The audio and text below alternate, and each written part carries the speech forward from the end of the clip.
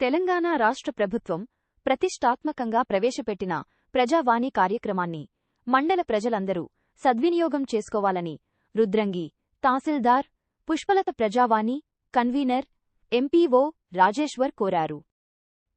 మండల ప్రజాపరిషత్ కార్యాలయంలో ప్రతి సోమవారం ప్రజావాణి కార్యక్రమం నిర్వహించడం జరుగుతుందని అన్నారు. మండల ప్రజలు తమ సమస్యలను ప్రజావాణిలో దరఖాస్తు ఇచ్చి సమస్యలను పరిష్కరించుకోవాలన్నారు. తెలంగాణ ప్రభుత్వము మండల ప్రజల సౌకర్యం కోసం మండల స్థాయిలోనే ప్రజావాణి కార్యక్రమాన్ని నిర్వహిస్తుందని తెలిపారు. ప్రతి సోమవారం ఉదయం 10 నుంచి మధ్యాహ్నం 1 గంట వరకు ప్రజావాణి కార్యక్రమం ఉంటుందన్నారు. ఈ కార్యక్రమంలో అన్ని శాఖల అధికారులు ఉంటారని, ప్రజలు మీ సమస్యలపై దరఖాస్తు ఇచ్చి మీ సమస్యలు పరిష్కరించుకోవాలని కోరారు.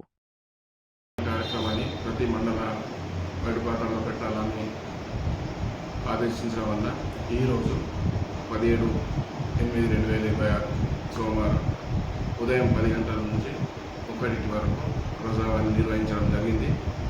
ఇట్టి ప్రజావానికి నేడు ఎటువంటి అప్లికేషన్ రిసీవ్ రాలేదు.